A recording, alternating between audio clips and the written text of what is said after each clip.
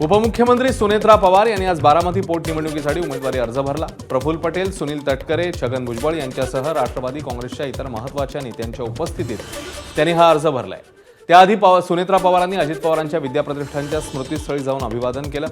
यावेळी दादांच्या आठवणींनी सुनेत्रा पवार भावूक झाल्या। त्यानंतर त्यांनी छत्रपती शिवाजी महाराज आणि बाबासाहेब आंबेडकरांच्या प्रतिमेलाही अभिवादन केलंय आणि अर्ज भरण्यापूर्वी राष्ट्रवादीच्या कार्यकर्ता मेळाव्यात मनोगत व्यक्त केलं। दादांसाठी बारामती म्हणजे आईसारखी होती। बारामतीचा केवळ प्रत्येक कार्यकर्ता नाही तर बारामतीचा प्रत्येक नागरिक हा दादासाठी खरा पांडुरंग होता। बारामतीकरांची सेवा म्हणजेच पांडुरंगाची सेवा, हाच दादांचा विश्वास आणि आधार होता। मला खात्री आहे जरी ही निवडणूक झाली तरी तुम्ही सर्वजण माझ्या पाठीशी ठामपणे उभे राहाल।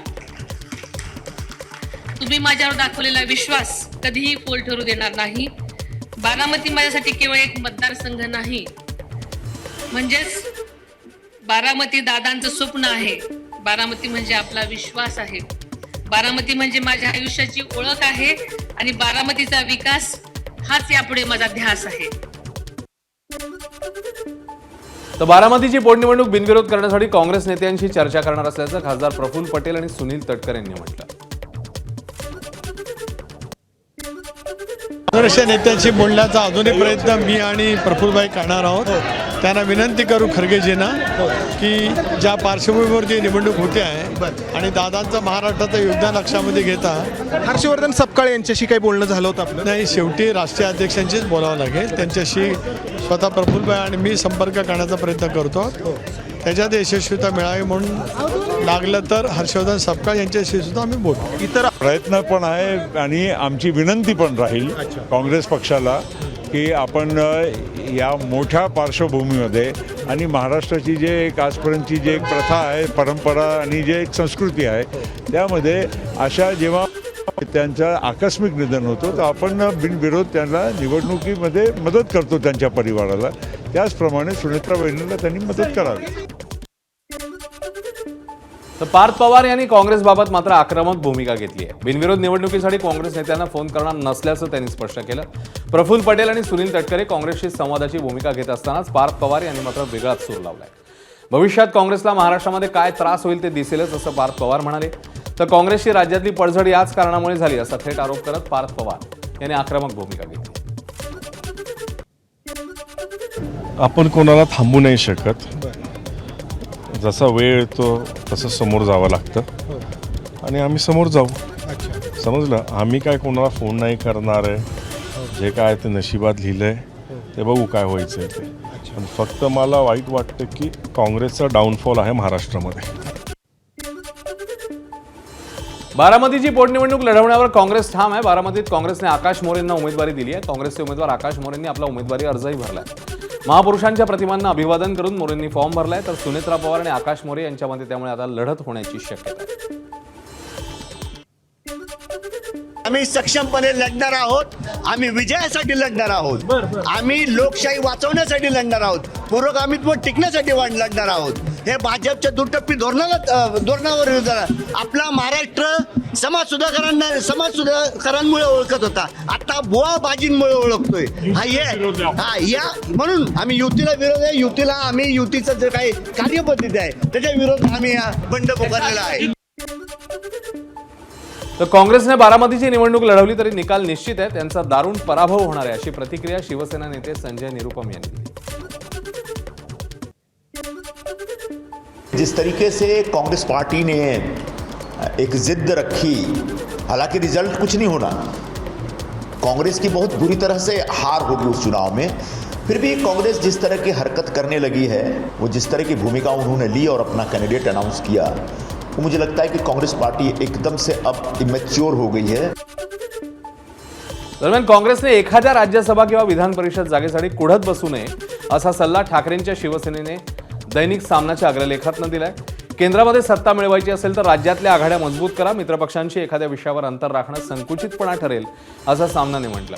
त्यावर काँग्रेस नेते नाना पटोलेंनी उत्तर दिलंय।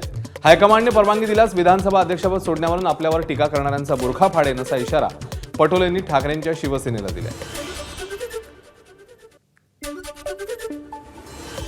राहुल गांधी प्रधानमंत्री होणार असतील तर आम्ही नाही सांगणार की आम्हाला प्रधानमंत्री करा म्हणून शिवसेनेचा, किंवा शरद पवारांच्या पक्ष नाही सांगणार जाऊन की आमच्या पक्षाचा प्रधानमंत्री करा, किंवा अखिलेश यादवांचा पक्ष सांगणार नाही की आमचा प्रधानमंत्री करा, किंवा ममता बॅनर्जी सांगणार, आम्ही म्हणणार काँग्रेसचा प्रधानमंत्री करा.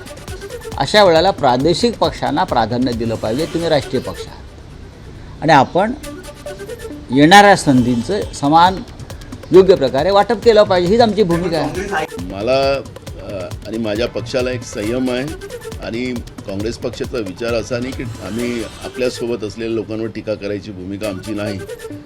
पण जास्तच अति झालं तर हायकमांडची परवानगी घेऊन मी जे आमच्या हायकमांडलाही माहीत आहे ती घटना सगळी, त्याच्यामुळे हायकमांडची परवानगी घेऊन मी वास्तविकता लोकांच्या समोर मांडू, म्हणजे सगळे जे टीका करणारी लोक कशी उघडे पडतील त्यांना माहीत आहे. मग हायकमांडने मला परवानगी दिली तर मी हा पडदा कसा फाडायचा ते मला माहिती आहे. दरम्यान बारामती पोटनिवडणुकीसाठी आज करुणा मुंडेंनीही अर्ज भरलाय, त्यामुळे अनेकांच्या बोया उंचावल्या. लोकशाही टिकवण्यासाठी आपण या निवडणुकीत उतरतोय असं करुणा मुंडे म्हणाल्या. या निवडणुकीवरून धनंजय मुंडेंनाही करुणा यांनी टोला लगावला. तो बिनविरोध होऊ नये आणि लोकशाही कुठेतरी वाचवायचं आहे मला, त्याच्यासाठी मी आज मुंबईमधून इथे फॉर्म भरण्यासाठी आलेली आहे. आणि धन्या मुंडे वहिनीसोबत उभे राहणार आहे की बायकोसोबत हे पण मला बघायचं आहे, त्याच्यासाठी मी आलेली आहे. बारामती विधानसभा पोटनिवडणुकीच्या रणधुमाळीत आज एक मोठी राजकीय घडामोड घडली आहे. ओबीसी आंदोलक लक्ष्मण हाकेंनी आपला उमेदवारी अर्ज न भरता निवडणुकीतनं माघार घेण्याचा निर्णय घेतलाय. महायुतीच्या नेत्यांनी आणि विशेषतः दत्ता भरणे यांनी केलेल्या मध्यस्थीमुळे हाके यांनी सुनेत्रा पवारांना पाठिंबा जाहीर केल्याचं समजतंय. यामुळे बारामतीमधली लढत आता थेट सुनेत्रा पवार विरुद्ध काँग्रेस आकाश मोरे अशी होऊ शकते. मी या निवडणुकीच्या निमित्तानं मी काही गोष्टी आक्रस्ताळेपणे किंवा थोड्याशा विद्रोही भावनेमध्ये किंवा थोड्याशा म्हणजे आक्रमकपणे मांडण्याचा प्रयत्न करतोय आणि करत होतो. गेल्या वर्षभराच्या कालावधीमध्ये आमचे काही प्रश्न मार्गी लागत नाहीत का, तर लागत नाहीतच. हे सगळं जरी मान्य असलं आणि ही आमची भूमिका, आमच्या चळवळीची भूमिका आम्ही इथून पुढं कंटिन्यू करणार आहोत का, तर करणार आहोतच. ह्या सगळ्या गोष्टी जरी असल्या तरी या वरिष्ठ मंडळींनी मला कॉल तर केलेच होते, पण सुनित्राताईंचा ज्यावेळी मला फोन आला त्यावेळी मी ठरवलं नाही, एवढी सगळी लोक जर आपल्याला कॉल करत असतील तर आपण या गोष्टीचा विचार केला पाहिजे. मी स्वतः त्यांना विनंती, सुनेत्रा वहिनीची विनंती, ही गोष्ट आपण माघार घेणं का गरजेचं आहे, या सगळ्या गोष्टी त्यांनी माघार, पण त्यांनी एवढं असताना सुद्धा, त्यांची तयारी असताना सुद्धा ते आज ते माघार या निवडणुकीच्या ह्याच्या उमेदवार ते माघार घेत आहेत. तर निश्चित प्रकारे मी राष्ट्रवादी पक्षाच्या वतीनं त्यांचे आभार मानतो. आणि त्यांचा तो लढा, त्यांची जी काय ते त्यांचा तो पुढं त्यांचं राहील. पण आजची निवडणूक हे सुनेत्रा वहिनी दादांसाठी, दादांना श्रद्धांजली वाहण्यासाठी आणि सुनेत्रा वहिनींच्या प्रतिनिधी म्हणून विनंती करून त्यासाठी ते माघारी घेत आहेत. निश्चित प्रकारे त्यांचं पक्षाच्या वतीने आभार. बारामती विधानसभा पोटनिवडणुकीसाठी उमेदवारी अर्ज भरण्याची प्रक्रिया आता पूर्ण झाली आहे. मिळालेल्या आकडेवारीनुसार या निवडणुकीसाठी आता आज 55 उमेदवारी अर्ज दाखल झाल्याचं समजतंय. अजित पवारांच्या निधनामुळे रिक्त झालेल्या जागेसाठी 23 एप्रिलला मतदान होणार आहे, तर पोटनिवडणुकीचा निकाल हा 4 मे रोजी जाहीर होणार आहे. राहुरी विधानसभा पोटनिवडणुकीतनं राष्ट्रवादी शरद पवार पक्षाचे इच्छुक उमेदवार प्राजक्त तनपुरेंनी शेवटच्या क्षणी माघार घेतली. ऐनवेळी शरद पवारांच्या राष्ट्रवादीतनं गोविंद मोकाटे यांनी अर्ज भरलाय. त्यामुळे राहुरीची निवडणूक बिनविरोध करण्यासाठी भाजपने केलेल्या प्रयत्नांना यश आलं नाहीये. भाजप प्रदेशाध्यक्ष रवींद्र चव्हाण आणि मंत्री विखे पाटलांनी प्राजक्त तनपुरेंची भेट घेतली, त्यांचं मन वळवण्याचा प्रयत्न करत उमेदवारी न भरण्यासाठी विनंती केली. त्याचवेळी तातडीने शरद पवारांच्या राष्ट्रवादीने बैठक घेतली आणि वेळीच धोका ओळखत गोविंद मोकाटेंना दुसरा एबी फॉर्म दिला. भाजप नेत्यांची शिष्टाई अखेर फळाला आली. तनपुरेंनी निवडणुकीतनं माघार घेतली आहे, पण राष्ट्रवादी शरद पवार पक्षाने लागलीच दुसरा उमेदवार मैदानात उतरवत भाजपच्या कर्डिलेंसमोर गोविंद मोकाटेंच्या रूपात आपलं आव्हान उभं केलंय.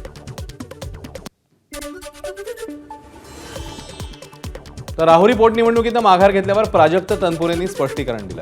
हा निर्णय राहुरीच्या प्रगतीसाठी, राहुरीच्या समृद्धीसाठी असल्याचं ते म्हणाले. राहुरीचे वर्षानुवर्ष प्रलंबित असलेले प्रश्न सोडवण्याचा ध्यास मनात ठेवून विधानसभा पोटनिवडणुकीकडे पाहत होतो. ही पोटनिवडणूक लढवण्याचा आपण निर्धार केला, मात्र भाजपने ही पोटनिवडणूक न लढवण्याची विनंती केली. भाजपचे प्रदेशाध्यक्ष आणि पालकमंत्र्यांच्या चर्चेदरम्यान त्यांनी राहुरीच्या प्रगतीसाठीचे अत्यंत महत्त्वाचे मुद्दे मांडले. या सर्व मुद्द्यांना त्यांनी सकारात्मक प्रतिसाद देत त्या मान्य केलेत आणि आपल्या राहुरीचा आमदार दुसऱ्या तालुक्यातील होणार असला तरी राहुरीच्या विकासात कोणतीही तडजोड होणार नाही असा ठाम विश्वास आणि आश्वासन हे भाजपने दिल्याचं तनपुरेंनी म्हटलं. दरम्यान तनपुरेंची निवडणूक लढवण्याची वैयक्तिक इच्छा नव्हती अशी प्रतिक्रिया शरद पवारांच्या राष्ट्रवादीचे शशिकांत शिंदे यांनी दिली आहे. मी खरं सांगतो, त्यांनी वेटीस वगैरे धरलेलं नाही. त्यांची पहिल्यापासूनची निवडणूक न लढवण्याची इच्छा होती. कार्यकर्त्यांचा दबाव त्यांच्या वाढत होता. त्यामुळे कार्यकर्त्यांना विश्वासात घेऊन मी निवडणुकीच्या बाबतीमध्ये निर्णय घेतो अशा प्रकारचा त्यांनी निरोप दिला होता. आणि म्हणून सकाळी आपण दुपारी 1 वाजेपर्यंत आपण त्यांच्याशी संवाद करत होतो. शेवटी त्यांची मानसिकता नव्हती ही वस्तुस्थिती आहे. त्यामुळे त्यांनी माघार घेतली असेल. भाजपसोबत ते बोलणी करतात हे मात्र महाराष्ट्रामध्ये नाही, ते भाजपबरोबर ते बोलणे करायला गेलेले नव्हते. भाजपचे नेते त्यांच्याकडे गेले होते. संसदेमध्ये आज नवनिर्वाचित राज्यसभा सदस्यांचा शपथविधी सोहळा पार पडलाय. ज्येष्ठ नेते शरद पवार, केंद्रीय राज्यमंत्री रामदास आठवले, रामराव वडकुते, माया इवनाते आणि ज्योती वाघमारे यांनी आज खासदारकीची शपथ घेतली. या शपथविधी दरम्यान ज्योती वाघमारेंच्या वेशभूषेने सगळ्यांचंच लक्ष वेधून घेतलं. ज्योती वाघमारे सावित्रीबाई फुलेंच्या वेशात सभागृहात आल्या आणि खासदारकीची शपथ घेतली. तर प्रकृती अस्वास्थ्यामुळे शरद पवार यांनी व्हीलचेअरवर बसूनच राज्यसभा सदस्यत्वाची शपथ घेतली. सावित्रीची लेक म्हणून सावित्रीमाईंना मानवंदना देण्यासाठी आज त्या ज्या पद्धतीनं आडवं कुंकू लावायच्या, इरकलची साडी नेसायच्या, त्याच पद्धतीनं मी सभागृहात केले. कारण सावित्रीमाईच्या कपाळावरच्या आडव्या कुंकवानं अज्ञानाला आडवं केलं होतं आणि महिलांना गगनभरारी घेण्याचं बळ दिलं होतं. माझ्या कपाळावरची चंद्रकोर आणि नाकामधली नथ मासाहेब जिजाऊंची मानवंदना आहे. आणि महाराष्ट्रातल्या सगळ्या ग्रामीण भागातल्या महिला, शेतकरी महिला शेतात राबताना ज्या पद्धतीनं साधी कॉटनची इरकलची साडी घालतात, त्याच पद्धतीनं मी ज्या ग्रामीण भागातून येते, ज्या कष्टकरी समाजाचं मी प्रतिनिधित्व करते, आज त्यांच्यासारखीच बनून मी संसदेत देशाच्या सर्वोच्च सभागृहात गेले. शिवसेनेच्या कथित ऑपरेशन टायगरवरून पुन्हा एकदा राजकारण तापले. संजय निरुपम यांनी मोठा दावा केलाय. ठाकरेंच्या शिवसेनेतले मुंबईतले 2-3 खासदार वगळता इतर सर्व खासदार आमच्या संपर्कात आहेत असा दावा निरुपम यांनी केलाय. योग्य वेळेची वाट पाहत हे नेते लवकरच निर्णय घेतील असा सूचक इशारा निरुपम यांनी केलाय. उद्धव ठाकरे जी की जो एक राजनीतिक शून्यता है, उसकी वजह से वो लोग दूसरी पार्टियों में जाने के लिए प्रयास कर रहे हैं और वो उनमें से बहुत सारे लोग हमारे संपर्क में हैं. 2 या 3 MP छोड़ दे जो मुंबई के हैं, उनके अलावा बाकी सब हमारे पार्टी के संपर्क में हैं और हमेशा वो चाहते हैं कि हम जितना जल्दी हो शिंदे जी के साथ आएं. सोलापूरमध्ये भाजपमधला अंतर्गत वाद समोर आलाय. भाजपच्या वर्धापन दिनासारख्या महत्त्वाच्या दिवशीही मतभेद चव्हाट्यावर आले. वर्धापन दिनानिमित्त आलेल्या जाहिरातीत जयकुमार गोरे यांचा फोटो वगळण्यात आला. यावर विजयकुमार देशमुख आणि त्यांचे पुत्र किरण देशमुख यांचा फोटो लावण्यात आला. दरम्यान स्थापना दिनाच्या ध्वजारोहण सोहळ्याला विजयकुमार देशमुख आणि सुभाष देशमुख हे दोन्ही आमदार गैरहजर राहिल्यानं भाजपमधला वाद आणखी चिघळल्याची चर्चा आहे. साताऱ्यामधल्या वाई शहरात राष्ट्रवादी काँग्रेसकडनं जोरदार निषेध आंदोलन झालं. जिल्हा परिषद सभापती निवडीदरम्यान ऋतुजा शिंदे यांनी भाजपला साथ दिल्याच्या आरोपावरून कार्यकर्त्यांमध्ये तीव्र संताप पाहायला मिळाला. वाईमध्ये काढण्यात आलेल्या मोर्चात ऋतुजा शिंदे यांनी प्रतिकात्मक पुतळ्याचं त्यांच्या दहन करत जोडेमारो आंदोलन झालं. हिंमत असेल तर राजीनामा देऊन पुन्हा एकदा निवडणूक लढा असं थेट आव्हान कार्यकर्त्यांनी दिलं. आज ज्या पद्धतीनं आमच्या मंत्र्यांना इथं जिल्हा परिषदमध्ये अध्यक्ष निवड करताना मारलं जातं, हाणलं जातं, त्याच पद्धतीनं त्यांनी सभापती निवड करताना त्याच्याही पुढं जाऊन की त्यांचीच माणसं त्यांनाच पैसे देऊन आमच्या पक्षातल्या इतर आमच्याच कार्यकर्त्यांना काहीतरी वेगळी आमिष दावायची, वेगळ्या पद्धतीने जे राजकारण चाललंय त्याच्यासाठी हा निषेध मोर्चा आता होता. नाशिकमधील भोंदूबाबा खरातच्या अडचणीत आणखी वाढ होणार आहे. ईडीने अशोक खरात विरोधात मनी लॉन्ड्रिंगचा गुन्हा दाखल केलाय. खरातने केलेल्या आर्थिक गैरव्यवहार प्रकरणी ईडीकडनं तपासाला सुरुवात झाली आहे. नाशिक पोलिसांकडून ईडीने अशोक खरात प्रकरणाची सर्व कागदपत्र मागवून घेतल्यावर गुन्हा दाखल केलाय. तर खरातच्या अडचणी दिवसेंदिवस वाढताना दिसत आहेत. शिर्डीमध्ये आर्थिक फसवणुकीचा गुन्हा दाखल झाल्यावर आता बनावट खातं उघडल्याप्रकरणी खरात विरोधात आणखी एक गुन्हा दाखल झालाय. खरात विरोधात सुरू असलेल्या तपासात 56 पैकी 19 खातेदारांचे जबाब नोंदवण्यात आले. काही व्यावसायिकांचाही यामध्ये समावेश आहे. तर समता पतसंस्थेच्या व्यवस्थापकावरही फसवणुकीचा गुन्हा दाखल झाल्यानं प्रकरणाला नवं वळण मिळालंय. या प्रकरणातील फरार आरोपी कल्पना खरात हिचा पोलिसांकडून शोध सुरू आहे.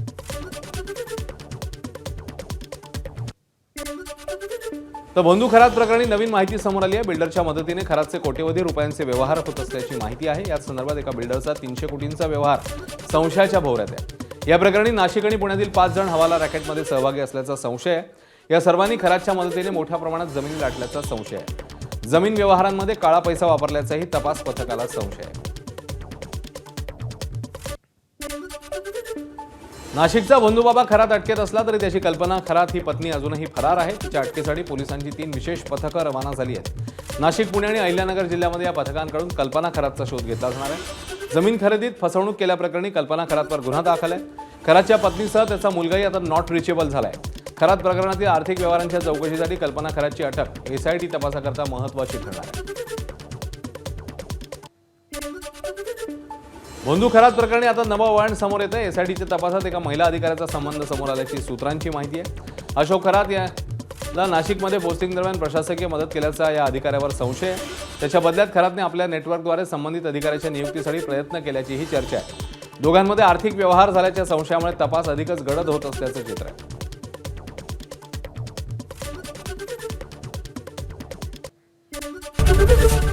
एबीपी माझा, उघडा डोळे बघा नीट.